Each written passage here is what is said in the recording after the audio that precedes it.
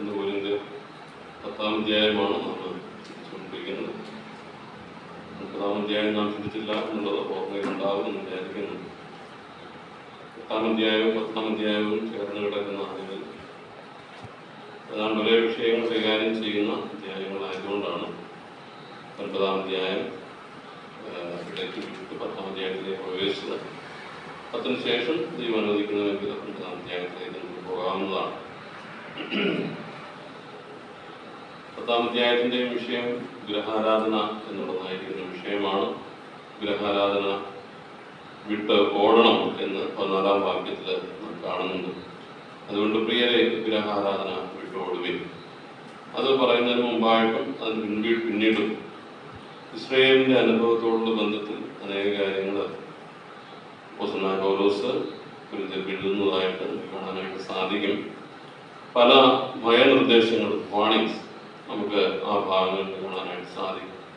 അതിന് ദൃഷ്ടാന്തമായിട്ടാണ് ഇസ്രായേലിൻ്റെ കാര്യങ്ങൾ, ഇസ്രായേലിൻ്റെ ജീവിതത്തിൽ സംഭവിച്ചതായിരിക്കുന്ന പല സംഭവങ്ങൾ ദൈവം ഏത് നിലയിലാണ് അവരോട് പ്രതികരിച്ചത്. അതുകൊണ്ട് തന്നെ നാം അത് സൂക്ഷിക്കേണ്ടത് ആവശ്യമാണ് എന്ന് അവരോട് പ്രത്യേകത ഓർമ്മിപ്പിക്കുന്നത് എന്നുള്ളത് നമുക്ക് ഈ ഭാഗങ്ങളിൽ കാണുവാനായിട്ട് സാധിക്കുന്നുണ്ട്. ഇസ്രായേലിന്റെ ജീവിതത്തിലും ദൈവം നൽകിയ അനുഗ്രഹങ്ങൾ അനവധിയായിരുന്നു. എന്നാൽ ദൈവം ആ അനുഗ്രഹങ്ങളൊക്കെ നൽകിയെങ്കിലും അതൊന്നും അവരുടെ ജീവിതത്തിൽ അതിനൊരു നന്ദി കാണിക്കുവാൻ അവർക്ക് പലപ്പോഴും സാധിച്ചില്ല. ദൈവം കൊടുത്ത നന്മകളെയൊക്കെ നിസ്സാരമായിട്ട് തള്ളുന്ന ഒരനുഭവം ഇസ്രായേലിന്റെ ജീവിതത്തിൽ ഉണ്ടായിരുന്നു. കൊരിന്ത്യ വിശ്വാസികളുടെ ജീവിതത്തിലും അതിന് തുല്യമായിരിക്കുന്ന അല്ലെങ്കിൽ അതിനോട് സാദൃശ്യം വഹിക്കുന്ന പല കാര്യങ്ങളും കൊരിന്ത്യ വിശ്വാസികളുടെ ജീവിതത്തിലും ഉണ്ടായി. ഇന്ന് ജീവിക്കുന്ന നമ്മുടെ ജീവിതത്തിലും നാം പരിശോധിച്ച് നോക്കിയാൽ നമുക്ക് അത് തന്നെ കാണാനായിട്ട് സാധിക്കും.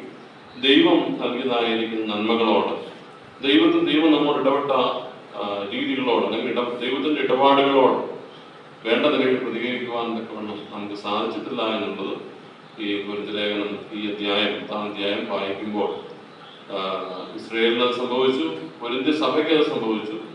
നമ്മുടെ ജീവിതത്തോടുള്ള ബന്ധത്തിലും അതങ്ങനെയാണ് എന്നുള്ളത് മനസ്സിലാക്കുവാനായിട്ട് സാധിക്കും. 10-ാം അധ്യായത്തിന്റെ ആദ്യത്തെ 4 വാക്യങ്ങളിൽ ഇസ്രായേലിന് ദൈവം നൽകിയതായിരിക്കുന്ന നന്മകളെ, അനുഗ്രഹങ്ങളെ കുറിച്ചൊക്കെയാണ് പറയുന്നത്.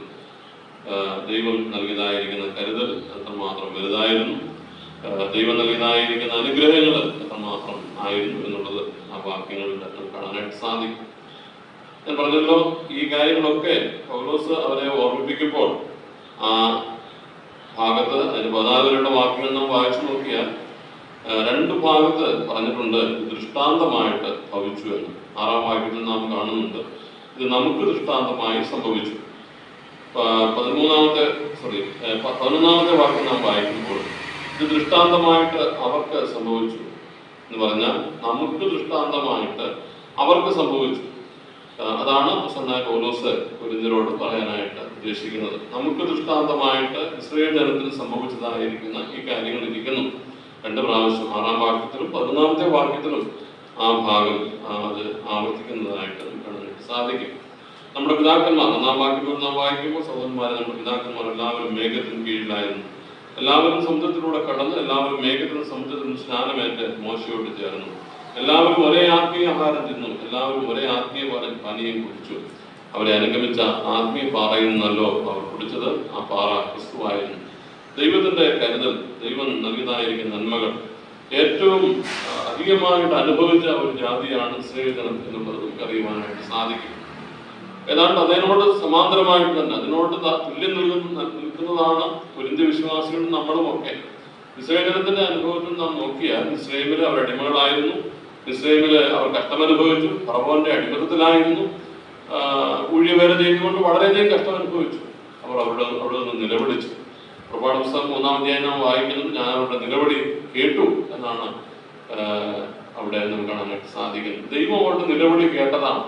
ദൈവം അങ്ങനെയാണ് ഫറവോന്റെ കയ്യിൽ നിന്ന് അവരെ വിടുവിച്ചത്.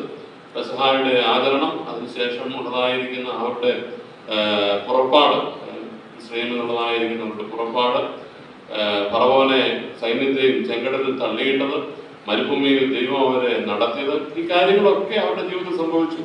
ഇവിടെ നാം വായിക്കുമ്പോൾ എല്ലാവരും മേഘത്തിന് കീഴിലായിരുന്നു, എല്ലാവരും സമുദ്രത്തിലൂടെ കടന്നു, എല്ലാവരും മേഘത്തിലും സമുദ്രത്തിലും സ്നാനമേറ്റു മോശയോട് ചേർന്നു. ഇസ്രായേൽ ജനം മോശയോട് ചേർന്നപ്പോൾ റോമാലേഖനം 6-ാം അധ്യായം വായിക്കുമ്പോൾ ക്രിസ്തീയ വിശ്വാസത്തോടുള്ളത് നാം ക്രിസ്തുവിനോട് ചേർന്നു. അവിടെ നാം വായിക്കുന്നുണ്ട്, ക്രിസ്തുവിനോട് ചേരുവാൻ സ്നാനമേറ്റവരായ നാം. അങ്ങനെയാണ് റോമാലേഖനം 6-ാം അധ്യായത്തിൽ കാണാനായിട്ട് സാധിക്കുന്നത്. അപ്പോൾ ഇസ്രായേൽ ജനത്തെ ദൈവം വിടുവിച്ചതുപോലെയുള്ള ഒരു വിടുതൽ നമുക്കും നൽകി, അവർക്കും പോലെയുള്ളതായിരിക്കുന്ന ഒരു സ്നാനം നമുക്കും നൽകി. പല കാര്യങ്ങളിലും നമുക്ക് താരതമ്യപ്പെടുത്തുവാനായിട്ട് സാധിക്കും.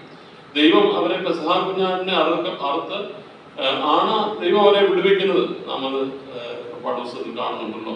രക്തത്താലുള്ള വീണ്ടെടുപ്പാണ് അവർക്ക് സാധിച്ചത്, നമുക്കും സാധിച്ചത്. നമ്മുടെ പെസഹ കുഞ്ഞാടായിരിക്കുന്ന ക്രിസ്തു നമുക്ക് വേണ്ടിയിട്ട് അറുക്കപ്പെട്ടു. അങ്ങനെയാണ് നമുക്ക് വീണ്ടെടുപ്പ് സാധിച്ചത്.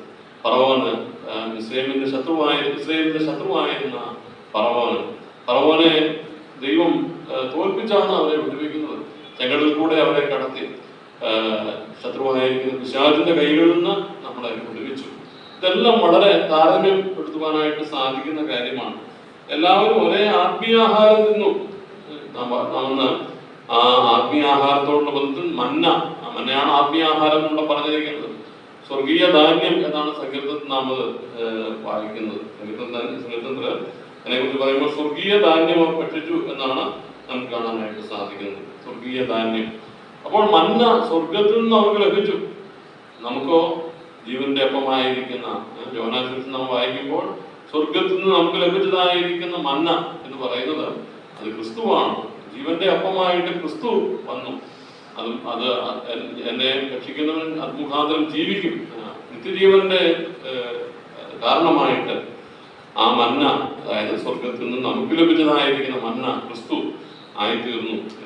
എല്ലാവരും ഒരേ ആത്മീക പാനീയം കുടിച്ചു. അവരെ അനുഗമിച്ച ആത്മീക പാറയിൽ നിന്നല്ലോ അവർ കുടിച്ചത്. ആ പാറ ക്രിസ്തുവായിരുന്നു. അപ്പോൾ ക്രിസ്തുവാണ് അവരെ അനുഗമിച്ച ആത്മീക പാറ. ആ പാറയിൽ നിന്നാണ് അവർ കുടിച്ചത്. അടിക്കപ്പെട്ടതായിരിക്കുന്ന ആ പാറ നാം അങ്ങനെയാണ് ക്രിസ്തുവിനെ കുറിച്ച് മനസ്സിലാക്കുന്നത്. ആ ക്രിസ്തുവിൽ നിന്ന് പുറപ്പെട്ടതായിരിക്കുന്ന ജീവജലം, ഞാൻ കൊടുക്കുന്ന വെള്ളം കുടിക്കുന്നവന് ഒരു നാളും ദാഹിക്കുകയില്ല.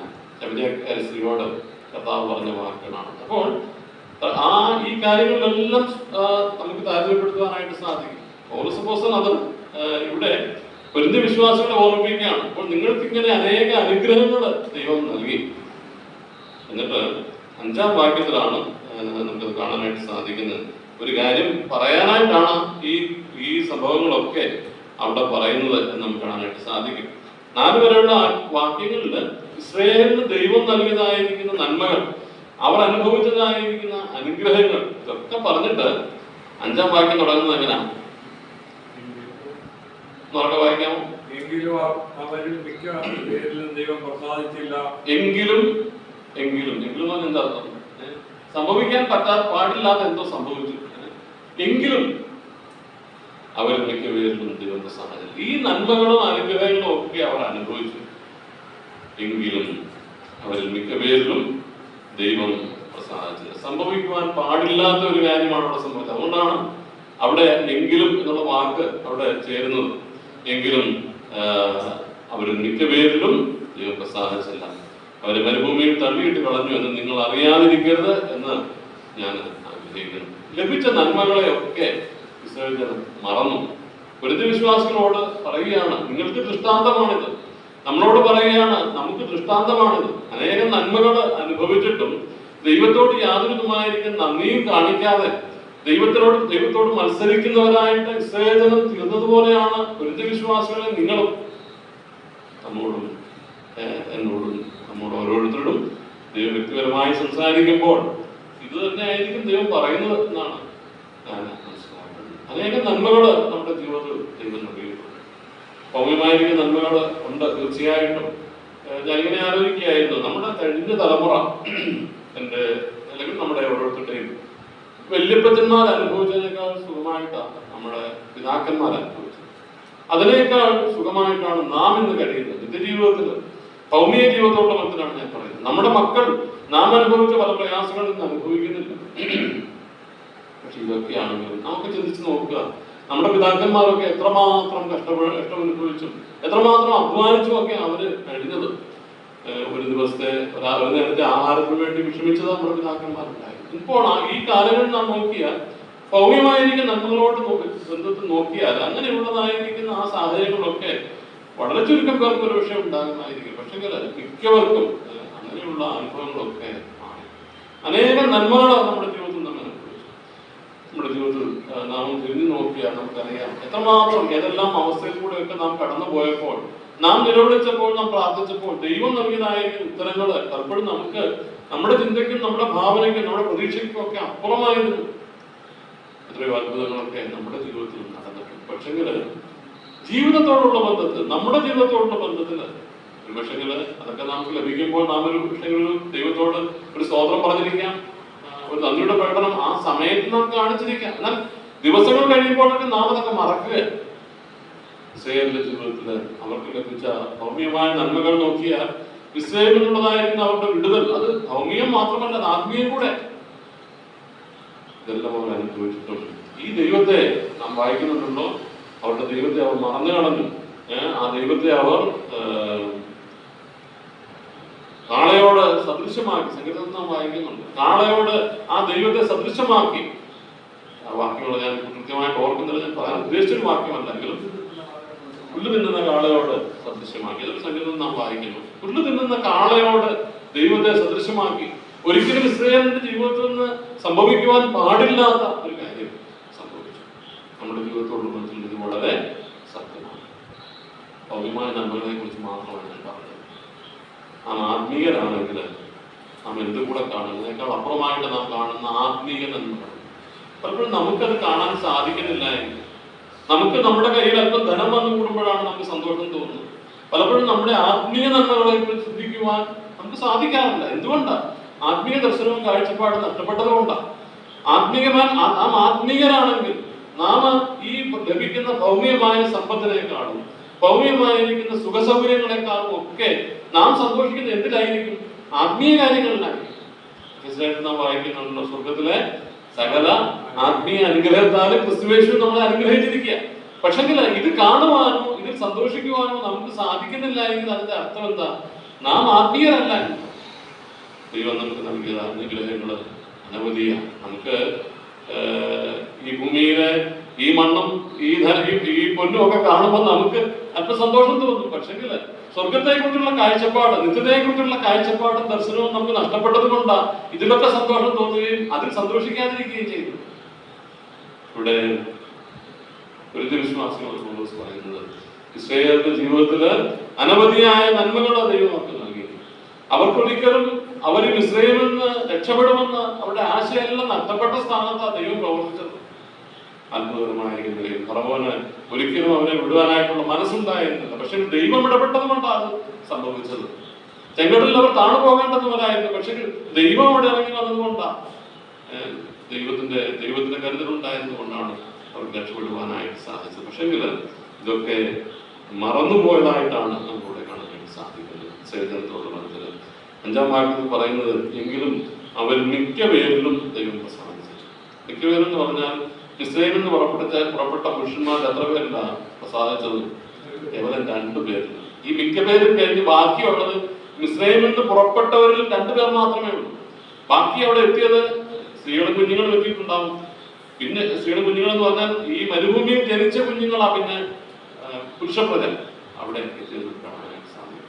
ഞാൻ ഇങ്ങനെ ചിന്തിക്കുകയുണ്ടായിരുന്നു, ഇതുകൊണ്ടാണ് ഈ ഇസ്രായേലിൽ നിന്ന് പുറപ്പെട്ടവരിൽ മിക്ക പേരും അവിടെ മരുഭൂമിയിൽ പട്ടുപോകാനായിട്ടുള്ള കാരണം. യോശുവയും കാലേബും ഒഴിച്ച് വലിയൊരു ജനക്കൂട്ടം, ലക്ഷക്കണക്കിന് വരുന്ന ജനക്കൂട്ടം ഉണ്ടായിരുന്നു. 6 ലക്ഷം പുരുഷന്മാർ തന്നെ ഉണ്ടായിരുന്നു. അങ്ങനെയാണ് പ്രഭാതത്തിൽ പറയുന്നത്. ഇവരെന്തുകൊണ്ടാണ് അവർ അവിടെ നഷ്ടപ്പെട്ടു പോയി? എന്നാൽ ഇവരുടെ കുഞ്ഞുങ്ങളൊക്കെ പലരും കനാനിലെത്താനായിട്ട് ദൈവം അനുവദിച്ചു. ഞാനിങ്ങനെയാണ് എന്റെ ചിന്തയിലേക്ക് വന്നത്. ശരിയാണോ എന്ന് എനിക്ക് അറിയില്ല. ഈ മിസ്രൈമിൽ കിടന്ന് നിലവിളിച്ചത് ഇവരുടെ കുഞ്ഞുങ്ങളല്ല, ഇവരാണല്ലേ. യോശുവയുടെയും കാലേബിന്റെയും കൂടെ ഞങ്ങളെ ഈ കഷ്ടതയിൽ നിന്ന് വിടുവിക്കണമെന്ന് നിലവിളിച്ചത്, വർഷങ്ങളോളം നിലവിളിച്ചതല്ല. യോശുവയുടെയും കാലേബിനോടും കൂടെ അവിടെ നിന്ന് പുറപ്പെട്ടവരാ. ആ നിലവിളിയാ ദൈവം കേട്ടത്. ആ നിലവിളിക്കാ ദൈവം മറുപടി കൊടുത്തത്. അവരാണ് ഏറ്റവും കൂടുതൽ ദൈവത്തിന്റെ പ്രവൃത്തി കണ്ടത്. ഈ മരുഭൂമിയിൽ ജനിച്ച കുഞ്ഞുങ്ങളെക്കാൾ അപ്പുറം ദൈവത്തിന്റെ പ്രവൃത്തി കണ്ടത് യോശുവയുടെയും കാലബിന്റെയും കൂടെ ഇസ്രായേലിൽ നിന്ന് പുറപ്പെട്ടവരാണ്. അവർക്കായിരിക്കണം കൂടുതൽ ശിക്ഷ. നാം ഓർക്കണം, നമുക്ക് ലഭിച്ചതിനൊത്തവണ്ണം ദൈവം കണക്കിൽ നാം അത് മറക്കുവാനായിട്ട് പാടില്ല. ദൈവം നൽകിയതായിരിക്കുന്ന അനുഗ്രഹങ്ങളും ദൈവത്തിന്റെ അത്ഭുത പ്രവൃത്തികളും കണ്ടവരാണ് നാമെങ്കിൽ തീർച്ചയായിട്ടും ഇതിനൊക്കെ നാം കാണിക്കുന്ന നന്ദികേടിനും നാം കാണിക്കുന്ന അഭക്തിക്കും ഒക്കെ ദൈവത്തോട് നാം മറുപടി പറയേണ്ടുന്നവരാണ്. നമ്മെ ദൈവം സഹായിക്കുമാറാകട്ടെ. ഇവരുടെ ജീവിതത്തില് ഇവിടെ നാം വായിക്കുന്ന പോലെ 4 വരെയുള്ള വാക്യങ്ങളിൽ ദൈവം അവർക്ക് കൊടുത്തതായിരിക്കുന്ന നന്മകളെ കുറിച്ചൊക്കെ അവർ മറന്നു. അവർ മിക്ക പേരിലും ദൈവം പ്രസാദിച്ചു. ഞാൻ കഴിഞ്ഞ ആഴ്ച പറഞ്ഞ വാക്കുകൾ തന്നെയാണ്. എന്നിൽ ദൈവം പ്രസാദിക്കുന്നുണ്ടോ എന്നുള്ളത് ഞാൻ പരിശോധിക്കണം. എന്നിൽ ദൈവം പ്രസാദിക്കുന്നുണ്ട്. നാം ദൈവത്തിന്റെ സന്നിധിയിൽ ദൈവം നമ്മെ നിസ്സാരനായിട്ട് തള്ളിക്കളയുന്നവനല്ല. ദൈവം നമ്മെ കരുതുന്നുണ്ട്. ദൈവത്തിന്റെ ദൃഷ്ടി നമ്മുടെ മേലുണ്ട്. അതേസമയം നാം ഓർക്കണം, എന്നെ കുറിച്ചുള്ള ഒരു ചിന്ത ഈ ദൈവത്തിനുണ്ട്.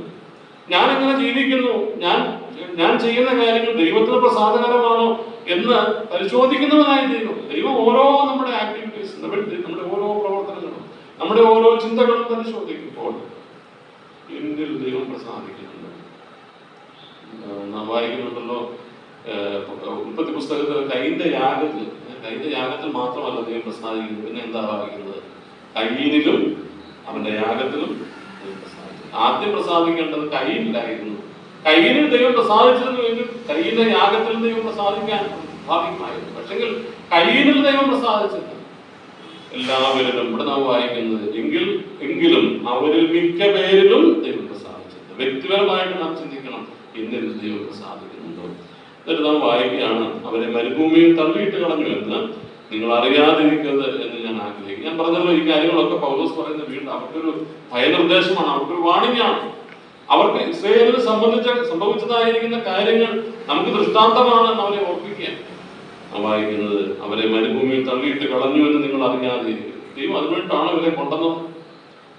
ഈ മരുഭൂമിയിൽ തള്ളിയിടാൻ വേണ്ടിയിട്ടല്ല ദൈവം അവരെ കൊണ്ടുവന്നത്. ദൈവം അവർ കൊടുത്തതായിരിക്കുന്ന വാഗ്ദത്തം ആവർത്തന പുസ്തകം 8-ാം അധ്യായത്തിൽ നാം വായിക്കുമ്പോൾ, ആവർത്തന പുസ്തകം 8:7 ഒന്ന് വായിക്കാം. ആവർത്തനം 8:7.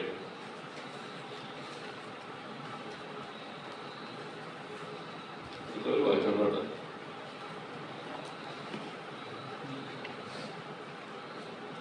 ആവർത്തനം 8:7. നല്ലൊരു ദേശത്തെ കണ്ടോ നിങ്ങളെ കൊണ്ടുപോകുന്നത്, അത് താഴ്വരയിലും നിന്നും മലയിൽ നിന്നും പുറപ്പെടുന്ന നീരൊഴുക്കുകളും ഉറവകളും തടാകങ്ങളുമുള്ള ദേശം. അതല്ലേ? അതെ. അപ്പോൾ അങ്ങനെ ഒരു ദേശത്തേക്കാണ് നിങ്ങളെ കൊണ്ടുപോകുന്നത്. ദൈവമായ യഹോവ നല്ലൊരു ദേശത്തേക്കല്ലോ നിന്നെ കൊണ്ടുപോകുന്നത്. താഴ്വരയിൽ നിന്നും മലയിൽ നിന്നും പുറപ്പെടുന്ന നീരൊഴുക്കുകളും ഉറവുകളും തടാകങ്ങളുള്ള ദേശം, ഗോതമ്പും യവവും കുന്തിരിവള്ളിയും അത്തിവൃക്ഷവും മാതളനാരകമുള്ള ദേശം, ഒലിവൃക്ഷവും തേനുമുള്ള ദേശം, സുഭിക്ഷമായി ഉപജീവനം കഴിയാവുന്നതും ഒന്നിനും കുറവില്ലാത്തതുമായ ദേശം, ഒന്നിനും കുറവില്ലാതിരിക്കുന്ന ദേശം. ശ്രദ്ധിക്കണം, കല്ലിരുമ്പായിരിക്കുന്ന മലകളിൽ നിന്ന് താമ്രം വെട്ടി എടുക്കുന്നതുമായ ദേശം നീ പക്ഷെ തൃപ്തി പ്രാപിക്കുമ്പോൾ ദൈവമായ യഹോവ നിനക്ക് തന്നിരിക്കുന്ന നല്ല ദേശത്തെ കുറിച്ച് നീ അവന് സ്തോത്രം ചെയ്യണം. ആ ഭാഗങ്ങളൊക്കെ വായിച്ചു നോക്കിയാൽ ദൈവം അവരെ മിസ്രയീമിൽ നിന്ന് പുറപ്പെടുവിക്കുമ്പോൾ ദൈവത്തിന്റെ മനസ്സിലുണ്ടായിരുന്ന കാര്യം എന്ന് പറയുന്നത് ഇവരെ സമൃദ്ധിയിലേക്ക് കൊണ്ടുവരണം. ഇവര് ഈ മിസ്രയീമിൽ അടിമകളായിട്ട് അനുഭവിച്ച കഷ്ടതകൾ ഒക്കെ വ്യത്യാസം വന്നിട്ട് എത്രമാത്രം വ്യത്യാസമുള്ള ഒരു സ്ഥാനത്തേക്കാണ് ഈ ഭാഗങ്ങളൊക്കെ നാം വായിക്കുന്നത്.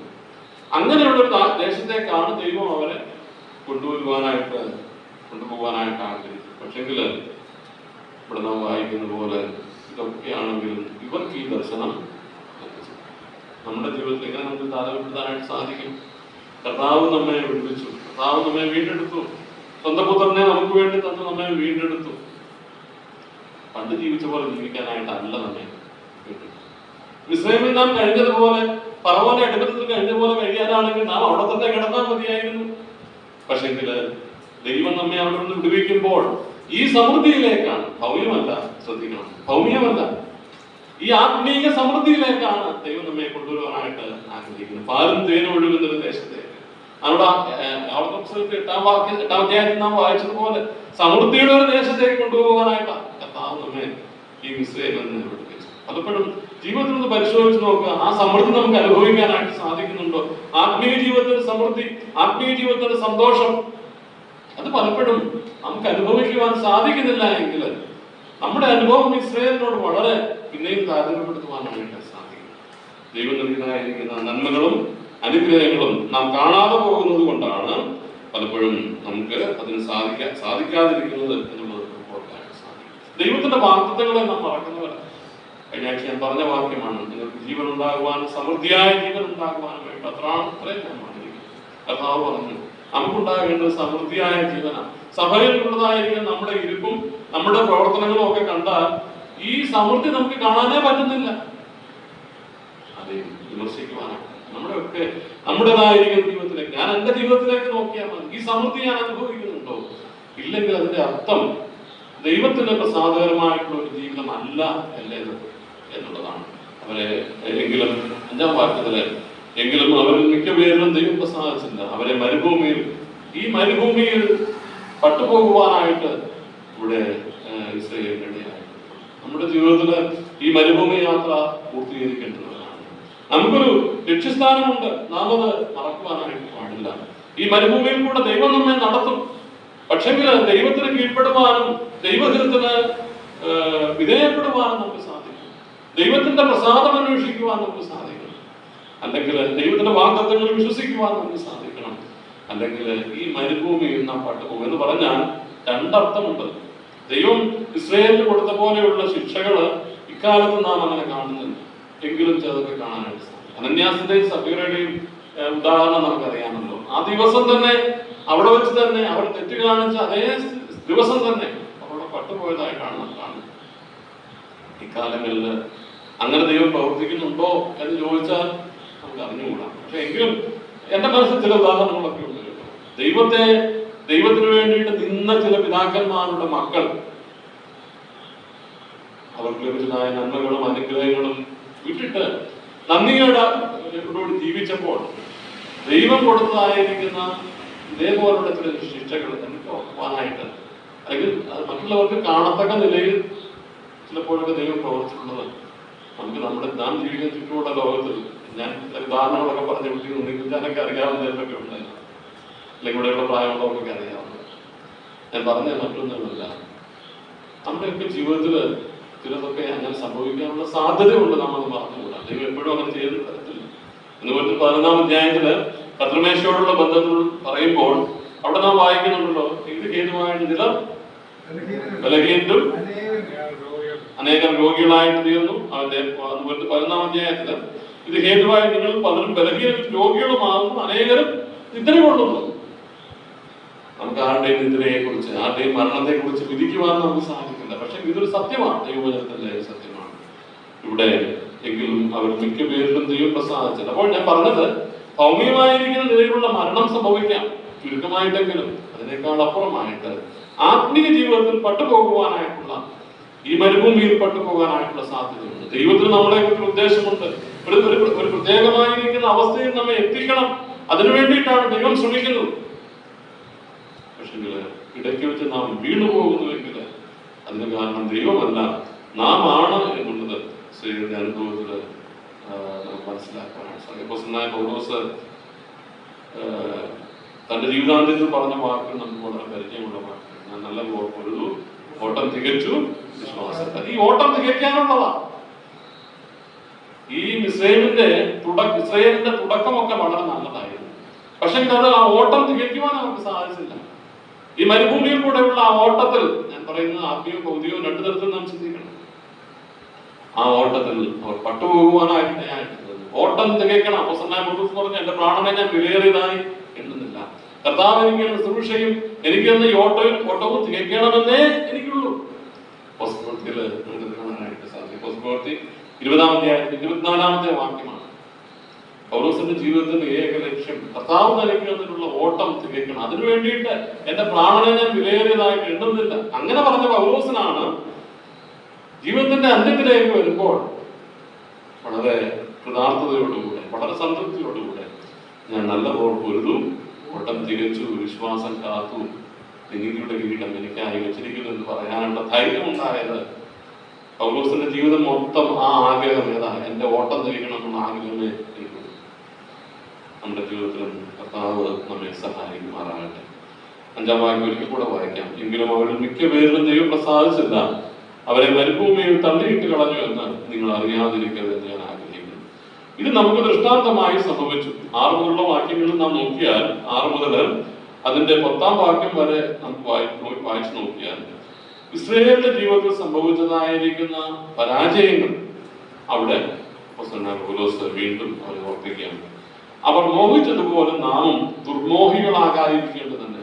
അവരുടെ ജീവിതത്തിൽ സംഭവിച്ച ഒരു കാര്യം, അവർ ദുർമോഹികളായി. അവർക്ക് ദൈവം നൽകിയതായിരിക്കുന്ന നന്മകളിലും അനുഗ്രഹങ്ങളിലും സംതൃപ്തി കണ്ടെത്തുവാൻ അവർക്ക് സാധിച്ചില്ല. അവർ ദുർമോഹികളായിരുന്നു. അവർക്ക് ലഭിച്ച മന്നയിൽ പലപ്പോഴും അവർ സംതൃപ്തരായിരുന്നില്ല. ആ മരുഭൂമിയിൽ ദൈവം അവർക്ക് സ്വർഗീയമായിരിക്കുന്ന ധാന്യം, സ്വർഗത്തിലെ ഭക്ഷണമാണ് കൊടുത്തത്. പക്ഷേ അതിന്റെ മുൻപാകെ അവർക്ക് കൊടുക്കുന്നവരായിരുന്നു. അനേക കാര്യങ്ങൾ നമുക്ക് അവരുടെ ജീവിതത്തോട് ബന്ധം കാണാനായിട്ട് സാധിക്കും. അവർ ദുർമോഹികളായിരുന്നു. അവർക്കുണ്ടായിരുന്ന ജീവനുള്ള ദൈവത്തിൽ അവർ സംതൃപ്തരല്ലായിരുന്നു. അതുകൊണ്ടാണ് അവർ വിഗ്രഹാരാധനയിലേക്ക് പോയത്. ശരിയല്ലേ? അവർക്ക് ദൈവം കൂടെ ഇരുന്നവരെ നടത്തുകയും ഒക്കെ ചെയ്തു. മിസ്രൈമിൽ നിന്നവരെ പുറപ്പെടുവിച്ചു. പക്ഷെങ്കില് ഇടയ്ക്ക് വന്നപ്പോൾ അവർക്ക് തോന്നി ഈ ദൈവം പോരാ. അവർ ദുർമോഹികളായിട്ട് ലഭിച്ചതിനേക്കാൾ കൂടുതൽ മോഹമാണ്. ദൈവം കൊടുത്തതിനേക്കാൾ അധികം അവർ ആഗ്രഹിച്ചു. അവർ ദുർമോഹികളായിട്ട് തീർന്നു. അവർ മോഹിച്ചതുപോലെ നാമും ദുർമോഹികളാകാതിരിക്കണം. നമുക്ക് ലഭിച്ച നന്മകളിലും അനുഗ്രഹങ്ങളിലും ഒക്കെ സംതൃപ്തി കണ്ടെത്തുവാനായിട്ട് നമുക്ക് സാധിക്കുന്നില്ലായിരിക്കില്ല. പലപ്പോഴും നമ്മുടെ പല പാപങ്ങളുടെയും ലിസ്റ്റ് നോക്കിയാൽ അതിന്റെ കാരണം എന്ന് പറയുന്നത് ഈ ദുർമോഹമാണ്. ദൈവം നൽകിയതിൽ സന്തോഷിക്കാതെ അതിനപ്പുറമായിരിക്കുന്ന കാര്യങ്ങളിലേക്കുള്ള മോഹം, ദുർമോഹം. 7-ാം വാക്യം, ജനം തിന്നുവാനും കുടിപ്പാനും ഇരുന്നു കളിപ്പാൻ എഴുന്നേറ്റു എഴുതിയിരിക്കുന്ന പ്രകാരം അവരിൽ ചിലരെ പോലെ നിങ്ങൾ വിഗ്രഹാരാധികൾ ആകരുത്. ഇത് നമുക്ക് പഠനത്തിലുള്ളതായിരിക്കുന്ന ഒരു വാക്യമാണ്. പുറപ്പാട് പുസ്തകം 32-ാം അധ്യായത്തിന്റെ 6-ാമത്തെ വാക്യം. പുറപ്പാട് 38-ന്റെ 6-ാമത്തെ വാക്യം. ആ സംഭവമൊക്കെ നമുക്ക് വളരെ പരിചയമുള്ള സംഭവങ്ങളാണെങ്കിലും ഈ ഭാഗത്തോടുള്ള ബന്ധം അല്പമായിട്ട് നമുക്ക് മുൻപോട്ട് പോകാം. പുറപ്പാട് പുസ്തകം 32-ന്റെ 6-ാമത്തെ വാക്യമാണ് ഇവിടെ പൗലോസ് ഉദ്ധരിക്കുന്നത്. പുറപ്പാട് 32-ന്റെ 6.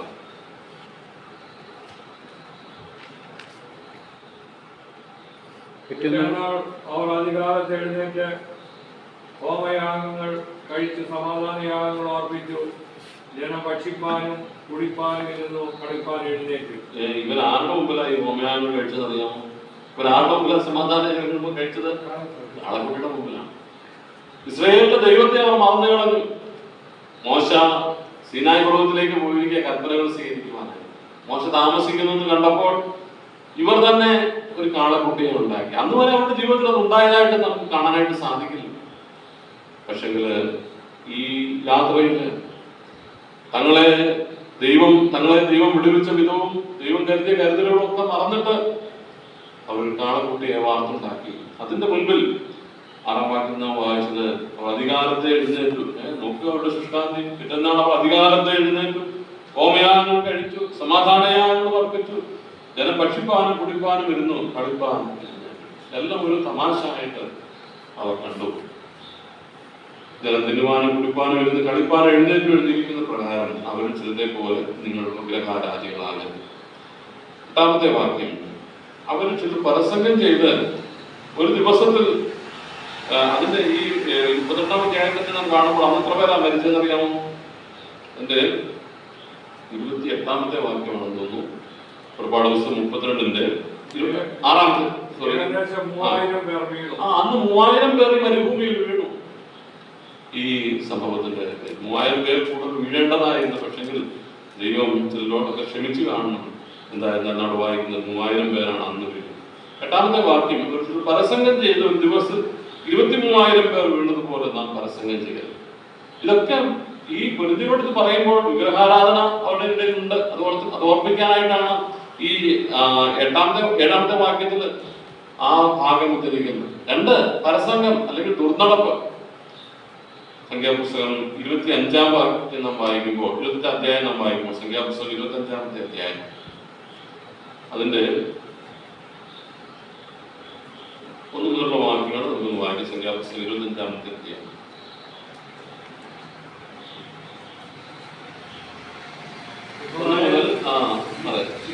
പാർക്കുമ്പോൾ ജനം മോവാബ്യ സ്ത്രീകളുമായി പരസംഗം തുടങ്ങി.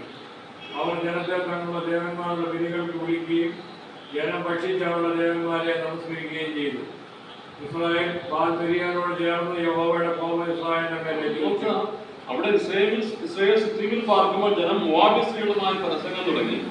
അവർ ജനത്തെ അതായത് മോവാബ്യ സ്ത്രീകൾ ദൈവജനത്തെ, ഇസ്രായേൽ ജനത്തെ തങ്ങളുടെ ദേവന്മാരുടെ ബലികൾക്ക് വിളിക്കുകയും ജനം ഭക്ഷിച്ച് അവരുടെ ദേവന്മാരെ നമസ്കരിക്കുകയും എത്രയോ വലിയ അപകടത്തിലേക്കാണ് ഈ ജനം പോയത് എന്നുള്ളത് ഇവിടെ കാണാൻ സാധിക്കും. ദുർമോഹം, ദൈവം നൽകിയതായിരിക്കുന്ന കാര്യങ്ങളിലൊന്നും അവർക്ക് സംതൃപ്തിയില്ല.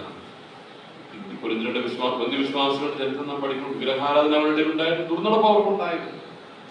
ഇവിടെ നാം വായിക്കുന്നത് അവർ ജനത്തെ തങ്ങളുടെ ദേവന്മാരുടെ ബലികൾക്ക് വിളിക്കുകയും ജനം ഭക്ഷിച്ച് അവരുടെ ദേവന്മാരെ നമസ്കരിക്കുകയും ചെയ്തു. ഇസ്രായേൽ ബാൽ-പെയോനോട് ചേർന്ന് യഹോവയുടെ കോപം ഇസ്രായേലിന് നേരെ ജ്വലിച്ചു. അതിന്റെ 9-ാമത്തെ വാക്യം വായിക്കാം. ബാധ മരിച്ചു പോയവർ എത്ര പേരാണ്? 24,000 പേർ.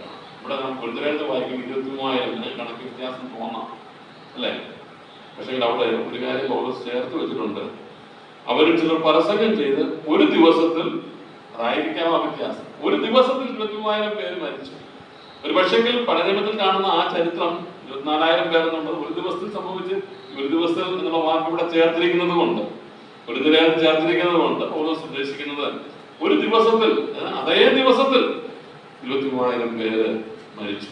അപ്പോൾ നാം ആദ്യം കണ്ട ദൃഷ്ടാന്തത്തിൽ 3,000 പേർ, അടുത്ത ദൃഷ്ടാന്തത്തിൽ 24,000 പേർ അല്ലെങ്കിൽ 23,000 പേർ അന്ന് മരിച്ചു.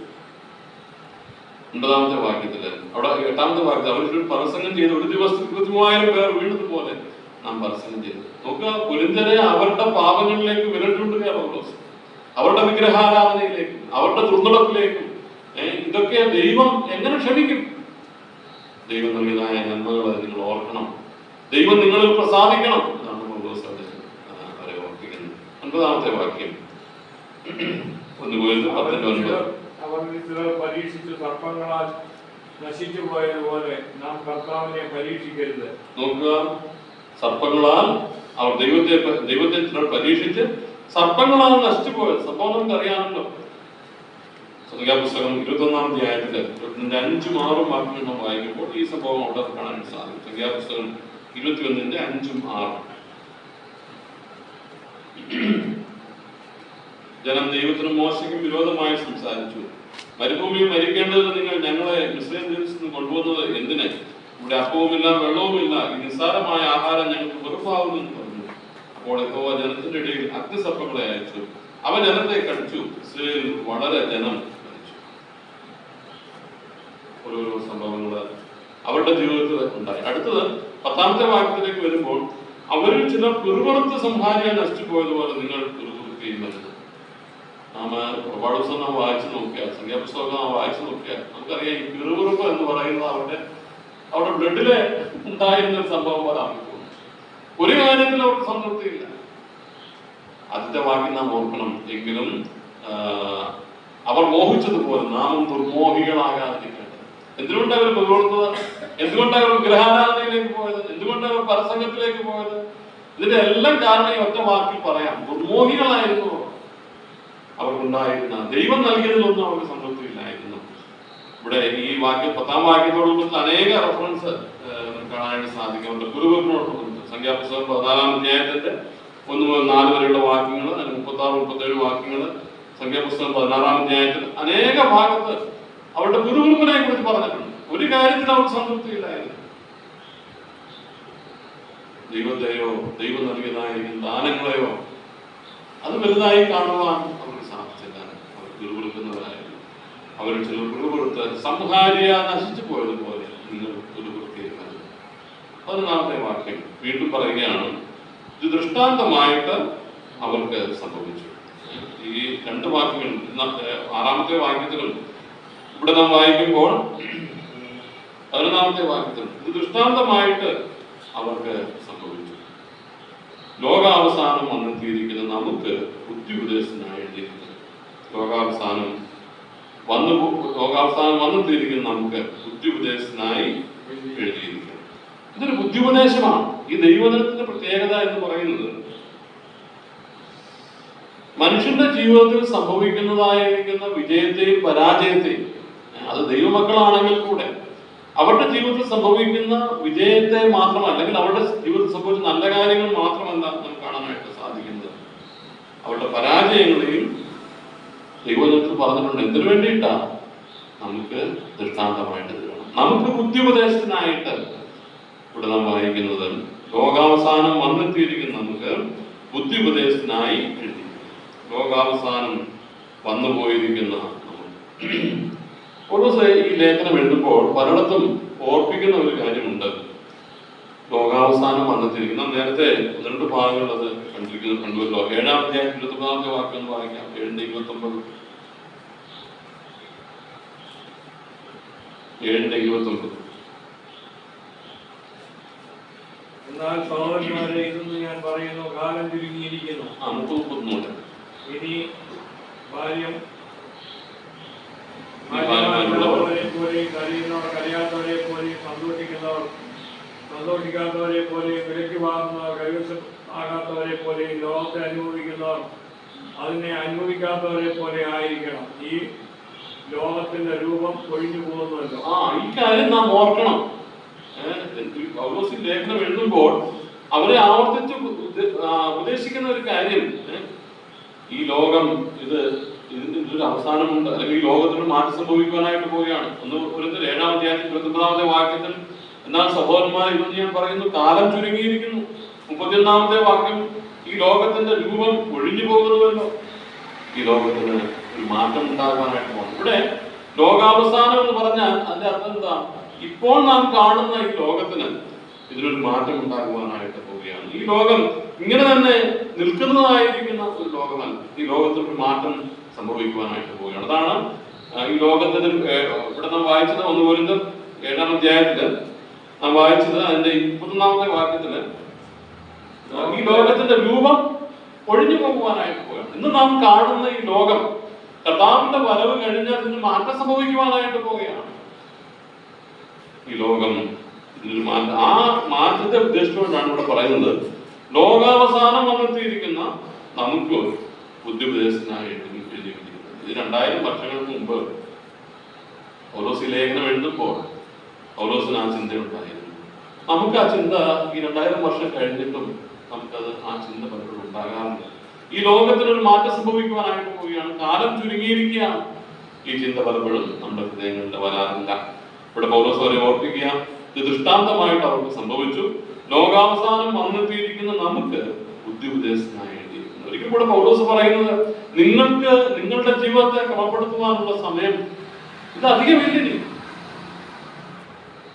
ഈ കാലത്തെ കുറിച്ച് ബോധവാന്മാരായിട്ട് നിങ്ങൾ തീരണം. നിങ്ങളുടെ ജീവിതത്തെ ക്രമപ്പെടുത്തുവാനായിട്ട് നിങ്ങൾ സാധിക്കണം. ഇസ്രായേലിന് സംഭവിച്ചത് ഒരു ദൃഷ്ടാന്തമായിട്ടിരിക്കണം.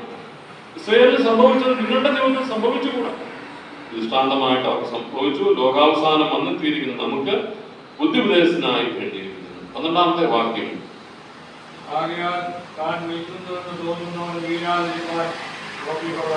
നമ്മുടെ ജീവിതത്തിൽ എപ്പോഴും നമുക്ക് നോക്കേണ്ടതായിരിക്കുന്ന ഒരു കാര്യമാണ്. ആർക്കെങ്കിലും താൻ നിൽക്കുന്നുവെന്ന് തോന്നുന്നുവെങ്കിൽ വീഴാതിരിക്കാൻ സൂക്ഷിക്കും.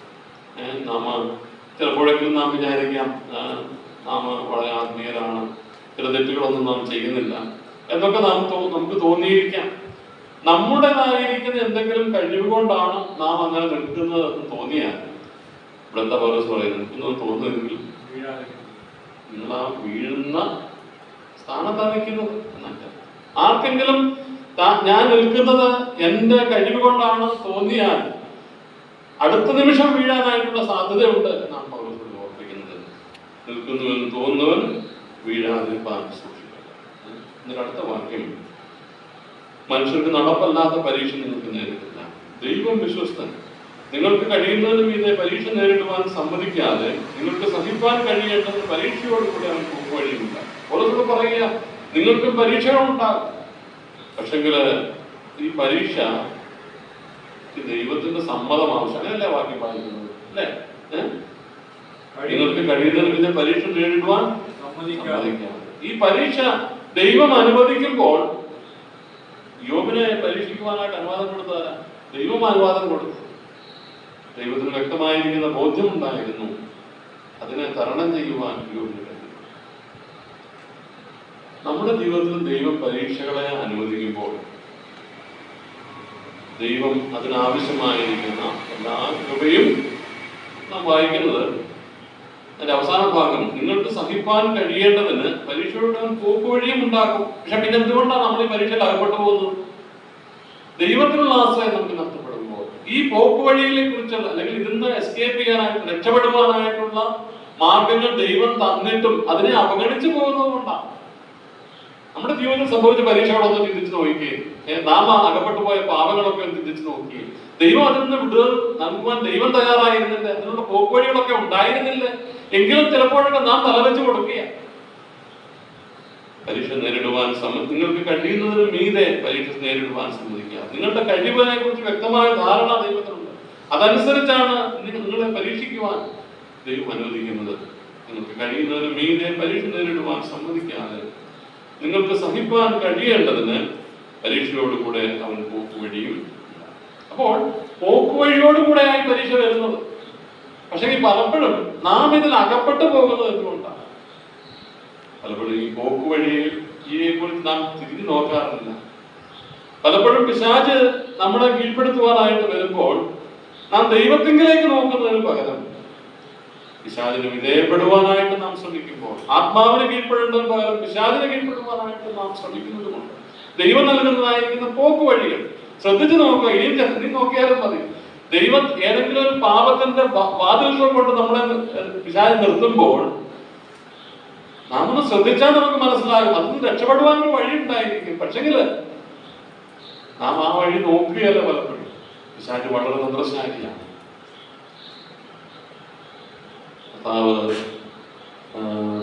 പ്രാർത്ഥനയിൽ കർത്താവ് പഠിപ്പിച്ച പ്രാർത്ഥനയിൽ ഇങ്ങനെ വാക്യം 6-ാം അധ്യായത്തില് പരീക്ഷയിൽ അകപ്പെടാതെ കാത്തുകൊള്ളണം, പരീക്ഷയിൽ അകപ്പെടാതെ ഞങ്ങളെ കാത്തുകൊള്ളണം പ്രാർത്ഥന കർത്താവ് പഠിപ്പിച്ചു. ശിഷ്യന്മാരത് പ്രാർത്ഥിച്ച് കാണണം. നാമം സാധാരണയായി ചൊല്ലാറില്ല, പക്ഷെങ്കിൽ നാമും പ്രാർത്ഥിക്കേണ്ട ഒരു കാര്യമാണ്. പലപ്പോഴും സമുദായസ്ഥലത്ത് പ്രാർത്ഥിക്കുന്നത് കൊണ്ട് നാം ആ കാര്യം ശ്രദ്ധിക്കാറുണ്ട്. അത് വാസ്തവം. അത് ദർപ്പണമായിട്ട് ചൊല്ലണമെന്നല്ല ഞാൻ പറഞ്ഞത്. പക്ഷെങ്കിൽ അതിൽ പറഞ്ഞിരിക്കുന്ന കാര്യങ്ങൾ നിങ്ങൾ ഈ വണ്ണം പ്രാർത്ഥിപ്പിക്കുന്ന പറഞ്ഞത് അല്ലെ. ദിവസവും രാവിലെ എഴുന്നേറ്റ് നാം പ്രാർത്ഥിക്കുമ്പോൾ, രാവിലെ എഴുന്നേറ്റ് പ്രാർത്ഥിക്കുമ്പോൾ മാത്രമല്ല ജീവിതത്തിന്റെ ഓരോ നിമിഷവും നാം പ്രാർത്ഥിക്കേണ്ട ഒരു പ്രാർത്ഥനയാണ്. ഞങ്ങളെ പരീക്ഷയിൽ അകപ്പെടാതെ ദുഷ്ടനിൽ നിന്ന് ഞങ്ങളെ കാത്തുകൊള്ളണം. പരീക്ഷയിൽ അകപ്പെടുത്തുന്നവനാണ് പിശാച്. അകപ്പെടുക എന്ന് പറഞ്ഞാൽ എന്താ? നാം ഉദ്ദേശിക്കേണ്ട സമയത്ത് നാം അകപ്പെട്ടു പോകും. അതൊരു വലിയ കെണിയാണ് പിശാചിന്റെ. പരീക്ഷയിൽ അകപ്പെടാതെ കാക്കുവാനായിട്ട് ദൈവത്തോട് പ്രാർത്ഥിക്കണം. കർത്താവ് പ്രാർത്ഥിച്ചു. യോഹന്നാന്റെ സുവിശേഷം 17-ാം അധ്യായത്തില് അവരെ ലോകത്ത് എടുക്കണമെന്നല്ല, ഇങ്ങനെ വാക്കി ദുഷ്ടങ്ങളിൽ നിന്ന് അവരെ കാത്തുകൊള്ളണമേ. 17-ാം അധ്യായത്തിലാണ് കർത്താവിന്റെ പ്രാർത്ഥന നാം കാണുന്നത്. കർത്താവ് പ്രാർത്ഥിക്കുന്ന പ്രാർത്ഥന ശിഷ്യന്മാർക്ക് വേണ്ടിയിട്ട്. അവിടെ യോഹന്നാന്റെ സുവിശേഷം 17-ാം അധ്യായത്തില് അതിന്റെ 15-ാമത്തെ വാക്യം,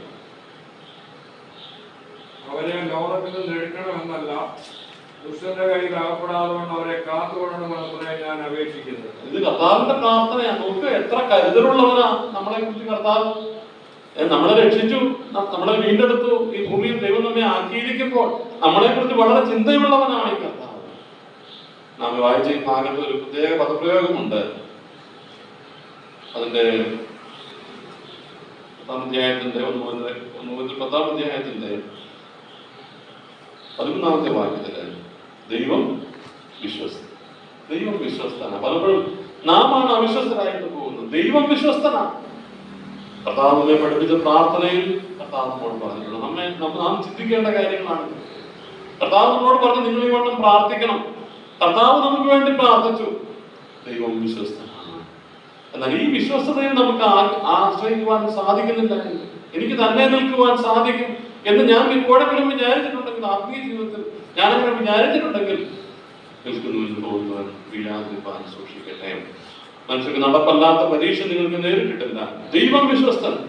എല്ലാ കാര്യങ്ങളിലും നാം ശ്രദ്ധിക്കണം. ദൈവം വിശ്വസ്തനാണ്.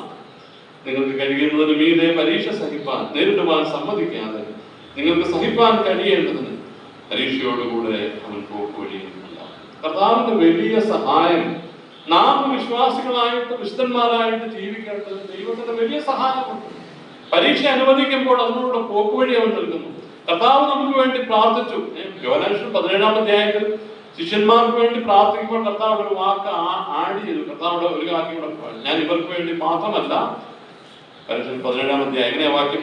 17-ാം അധ്യായത്തിൽ ഞാൻ ഈ വാക്കുകളൊന്നും പറയാനായിട്ട് ഉദ്ദേശിച്ച വാക്യങ്ങളല്ല, എങ്കിലും ദൈവാത്മാവ് ഓർപ്പിക്കുന്നത് കൊണ്ട് ഞാൻ ആ വാക്യങ്ങൾ പറയുന്നത് മാത്രമേ ഉള്ളൂ. ഞാൻ ഇവർക്ക് വേണ്ടി മാത്രം, 20-ാമത്തെ വാക്യം, ഇവർക്ക് വേണ്ടി മാത്രമല്ല, ഇവരുടെ വചനത്താൽ എന്നിൽ വിശ്വസിക്കാൻ ഇരിക്കുന്നവർക്ക് വേണ്ടി ഞാൻ അപേക്ഷിക്കുന്നു. ഞാൻ എന്ന് പറഞ്ഞാൽ യോഹന്നാൻ 17-ാം അധ്യായത്തിലെ പ്രാർത്ഥന ആർക്ക് വേണ്ടിയിട്ടൊക്കെയാണ്? ഇന്ന് ഇവിടെ നിന്ന് സംസാരിക്കുന്ന എനിക്ക് വേണ്ടി കൂടെ ആ പ്രാർത്ഥന. ദൈവത്തിന്റെ കരുതല്, നാം അത് ഓരോരോ കാര്യങ്ങളും ഭൗമ്യമായ കാര്യങ്ങളെ മാത്രം വർഷം ചിന്തിക്കാറുണ്ട്. എന്നാൽ ആത്മീയകാര്യത്തിൽ കൂടെ ചിന്തിച്ച് നോക്കുക. ഞാനൊരു വിശ്വാസിയായിട്ട് ദൈവത്തിന് പ്രസാദകരമായ നിലയിൽ ദൈവഹിതത്തിനനുസരിച്ച് ഈ ഭൂമിയിൽ ജീവിക്കാൻ വേണ്ടിയിട്ട് ദൈവം ചെയ്തതായിരിക്കുന്ന കാര്യം, ദൈവം ചെയ്തതായിരിക്കുന്ന ക്രമീകരണങ്ങൾ, ദൈവം വിശ്വസ്തനാണ്. ഇവിടെ നാം വായിക്കുമ്പോൾ ഇവർക്ക് വേണ്ടി മാത്രമല്ല, ഇവരുടെ വചനത്താൽ എന്നിൽ വിശ്വസിക്കാനിരിക്കുന്നവർക്ക് വേണ്ടിയും ഞാൻ അപേക്ഷിക്കുന്നു എന്ന് പറഞ്ഞാൽ, ഇന്ന് ഈ ഓടിരിക്കുന്ന നാം ഓരോരുത്തരും കർത്താവിന്റെ ചിന്തയിൽ അന്നേ നമുക്ക് വേണ്ടിയിട്ട് പ്രാർത്ഥിച്ചവനാണ് കർത്താവ്. മാത്രമല്ല, ഈ ഭാഗത്തേക്ക് നാം മടങ്ങി വരുമ്പോൾ പരീക്ഷയോട് പോക്കുവഴി നൽകുന്ന യൂദായുടെ ലേഖനത്തിലെ ഒരു വാക്യം നമ്മെ വളരെ ഉറപ്പിക്കേണ്ട വാക്യമാണ്. യൂദായുടെ ലേഖനം അതിന്റെ 24-ാമത്തെ വാക്യം. യൂദായുടെ ലേഖനം 24-ാമത്തെ വാക്യം. ഒരു അധ്യായമേ ഉള്ളല്ലോ. എന്താ അത് തന്നെ? വീഴാതെ വേണം നിങ്ങളെ സൂക്ഷിച്ച് തന്റെ മഹിമാ സന്നിധിയിൽ കളങ്കമില്ലാത്തവരായ ആനന്ദത്തോടെ നിർത്തുവാൻ ശക്തിയുള്ളവന്. ഇതാണ് കർത്താവ്. ഇങ്ങനെയുള്ളവനാണ് നമ്മുടെ കർത്താവ്. എന്താ കർത്താവിന്റെ ആഗ്രഹം? വീഴാതെ വണ്ണം നിങ്ങളെ സൂക്ഷിച്ച് തന്റെ മഹിമാ സന്നിധിയിൽ കളങ്കമില്ലാത്തവരായി ആനന്ദത്തോടെ നിർത്തുവാൻ ശക്തിയുള്ളത്. അങ്ങനെയുള്ള ഒരു കർത്താവിലാണ് നാം വിശ്വസിച്ചിരിക്കുന്നത്. നമ്മെ തറയും തുളുന്തോമില്ലാതെ തേജസ്സോടെ എഫെസ്യൻസിലെ വാക്യം നമുക്ക് പരിചയമുള്ള വാക്യം. നമ്മെ തറയും ചുളുക്കവും ഇല്ലാതെ തേജസ്സോടെ തന്റെ സന്നിധിയിൽ നിർത്തണം. അതാ കർത്താവിന്റെ ആഗ്രഹം. അതിനു വേണ്ടിയിട്ടാണ് വില കൊടുത്തത്. നാം പലപ്പോഴും മനസ്സിലാക്കാറില്ല. നാം ഇതിനെ കുറിച്ചൊന്നും പലപ്പോഴും ചിന്തിക്കാറില്ല. ഈ ലോകത്തിൽ എങ്ങനെയൊക്കെ ഞാൻ ജീവിച്ച്, ഞാൻ പറഞ്ഞല്ലോ, ഞാൻ ആരെയും കുറ്റപ്പെടുത്തുവാനായിട്ടല്ല, എന്റെ ജീവിതത്തോടുള്ള ബന്ധം തന്നെയാണ് പല കാര്യങ്ങളും പറയുന്നത്. ഈ കാര്യം നാം ചിന്തിച്ച് നോക്കണം. കർത്താവ് നമ്മെ വീണ്ടെടുത്തത്, അപ്പോൾ കർത്താവിനുള്ള ആഗ്രഹം എന്ന് പറയുന്നത് എന്താ? തന്റെ മഹിമാസന്നിധിയിൽ കളങ്കമില്ലാത്തവരായിട്ട് നിർത്തണം. ഇതിനു വേണ്ടിയിട്ട് ആ വലിയ വില കൊടുത്തത്. സ്വർഗം തന്റെ പുത്രനെ ഈ ഭൂമിയിലേക്ക് തന്നത് അതൊരു ചെറിയ കാര്യമല്ല. നിസ്സാരനായിരിക്കുന്ന ഒരു മനുഷ്യന് വേണ്ടിയിട്ട്, കേവലം ഒരു ശ്വാസത്തിന്റെ മാത്രം വിലയുള്ള, ഇന്ന് കണ്ട് നാളെ വാടിപ്പോകുന്ന ഒരു മനുഷ്യന് വേണ്ടിയിട്ട് ദൈവം കൊടുത്ത വില, സ്വർഗം കൊടുത്ത വില, ആ വില നാം മനസ്സിലാക്കണം. എന്താ ഇതിന്റെ ഉദ്ദേശം? വീഴാതെ വണ്ണം നിങ്ങളെ സൂക്ഷിച്ച് തന്റെ മഹിമാസന്നിധിയിൽ കളങ്കമില്ലാത്തവരായിട്ട് എങ്ങനെ നിർത്തണം? ആനന്ദത്തോടെ നിർത്തണം. ആനന്ദത്തോടെ അവന്റെ സന്നിധിയിൽ നാം ചെല്ലുമ്പോൾ ലജ്ജിച്ചു നിൽക്കുവാനായിട്ടല്ല കർത്താവ് ആഗ്രഹിക്കുന്നത്. കളങ്കമില്ലാത്തവരായിട്ട് ആനന്ദത്തോടെ നിർത്തുവാൻ ശക്തിയുള്ളവനാണ് കർത്താവ്. നാം വായിച്ച വേദഭാഗത്ത് ദൈവം വിശ്വസ്തനാണ്. ദൈവം ആ നിലയിൽ നമ്മെ നിർത്തുവാൻ കഴിവുള്ളവനാണ്. പക്ഷേ നമ്മുടെ ഭാഗത്ത് നാം ശ്രദ്ധിക്കണം. ഈ കർത്താവിന് ആശ്രയിപ്പാൻ നമുക്ക് സാധിക്കണം. നിൽക്കുന്നെന്ന് തോന്നുവാൻ വീഴാതിരിപ്പാൻ സൂക്ഷിക്കണം. നാം നിൽക്കുന്നുവെങ്കിൽ അത് കൃപയാലാണ് എന്നുള്ളത് നാം ഓർക്കണം. ആത്മീയ ജീവിതത്തിൽ നാം എന്തെങ്കിലും ആയിട്ടുണ്ടെങ്കിൽ അതിന്റെ കാരണം ഈ ദൈവമാണ്. നമുക്ക് വേണ്ടി പ്രാർത്ഥിച്ച കർത്താവാണ്. ഇന്നും വിശ്വസ്തനായിട്ട് നമ്മെ കരുതുന്നവനായിട്ട് വീഴാതെ വണ്ണം നിങ്ങളെ സൂക്ഷിച്ച് തന്റെ മഹിമാസനത്തിൽ കളങ്കമില്ലാത്തവരായിട്ട് ആനന്ദത്തോടെ നിർത്തുവാൻ ശക്തിയുള്ളവരാണ് ഈ കർത്താവ്. നാം ചെയ്യേണ്ട കാര്യം ഈ കർത്താവിൽ പൂർണ്ണമായിട്ട് നമ്മെ സമർപ്പിക്കണം. ദൈവഹിതത്തിൽ നാം വിധേയപ്പെടുത്തണം. പരീക്ഷകളിൽ നാം അകപ്പെടാനുള്ള സാധ്യതകളൊക്കെ ഈ ഭൂമിയിലുണ്ട്. പിശാച് ഓരോ നിമിഷവും എന്നെ ഏത് നിലയിൽ കൊടുക്കാമെന്ന് നോക്കുന്നതാണ്. ദൈവജനതൊക്കെ അനുവദിക്കും. പക്ഷെങ്കിൽ എന്തിനു വേണ്ടിയിട്ടാണെന്ന് അറിയാം ഈ പരീക്ഷയിൽ അകപ്പെടുത്തുന്നത്, ദൈവം അനുവദിച്ചു കൊടുക്കുന്നത്. അതിൽ വിജയം കാണുന്നത്, നാം വിജയം കാണുന്നത് അവർക്ക് സന്തോഷിക്കുവാൻ വേണ്ടിയിട്ടാണ്. നാം പരാജയപ്പെടുന്നത് കാണുമ്പോൾ അവന് ദുഃഖമാണ് ഉണ്ടാകുന്നത്. ശരിയല്ല ഞാൻ പറഞ്ഞത്? പിശാചിന്റെ മുൻപിൽ ഇയ്യോബ് പരീക്ഷിക്കപ്പെട്ടപ്പോൾ ഇയ്യോബ് വീണുപോയെങ്കിൽ പരാജയം സംഭവിക്കുന്ന ഇയ്യോബിനേക്കാൾ അപ്പം ദൈവത്തിനാണ്. ഈ ദൈവത്തെ പരാജയപ്പെടുത്തുന്നവരാണോ നമ്മുടെ ജീവിതത്തില് വ്യക്തമായിരിക്കുന്ന ഉദ്ദേശങ്ങളോടുകൂടെയാണ് കർത്താവ് നമ്മെ വിളിച്ചിരിക്കുന്നത്. തീർച്ചയായിട്ടും ഈ ദൈവത്തിന് അവന്റെ വിശ്വസ്തതയ്ക്ക് മുൻപിൽ നാം നമ്മെ തന്നെ സമർപ്പിക്കുമ്പോൾ നമ്മുടെ ലോക ജീവിതത്തിലെ പരീക്ഷകളും ഉണ്ടാകാം. പക്ഷെ അതിന് കൂടെ നൽകുന്ന പോക്കുവഴികളുണ്ട്. അത് കാണുവാൻ നമുക്ക് സാധിക്കണം. നമ്മുടെ ജീവിതം കർത്താവിന്റെ മുൻപിൽ എത്രമാത്രം വിശേഷതപ്പെട്ടതാണ്, എത്രമാത്രം വിശേഷതയുള്ളതാണെന്ന് കാണുവാനും മനസ്സിലാക്കുവാനും നമുക്ക് സാധിക്കുന്നുവെങ്കിൽ നമ്മുടെ ജീവിതത്തെ ഒന്ന് കൂടെ ക്രമപ്പെടുത്തുവാനായിട്ട് നമുക്ക് സാധിക്കും. ദൈവസന്നിധിയിൽ വിശ്വസ്തയുള്ളവരായിട്ട് ഈ ഇസ്രായേൽ ജനത്തെ കുറിച്ച് ദൈവം പറഞ്ഞതുപോലെ നമ്മെ കുറിച്ച് പറയാനായിട്ടിടയാണ്. അവർ മിക്ക പേരിലും അവർ പ്രസാദിച്ചത്. എന്നിൽ പ്രസാദിക്കുന്ന ദൈവം നാം വായിക്കുന്നുണ്ടോ? ആ പേരിൽ ദൈവം പ്രസാദിച്ചു, ആനോക്കില് ദൈവം പ്രസാദിച്ചു, പ്രാചാരത്തിൽ കാണാനായിട്ട് സാധിക്കും. നമ്മുടെ ജീവിതം ദൈവസന്നിധിയിൽ പ്രസാദമുള്ളതായി വ്യക്തിപരമായിട്ട് നമ്മെ കുറിച്ച് മാത്രം നാം ചിന്തിച്ചാൽ വേറൊരാളിലേക്ക് നമുക്ക് നോക്കണ്ട. എന്റെ ജീവിതം ദൈവസന്നിധി എത്രമാത്രം പ്രസാദകരമായിരിക്കുന്നു.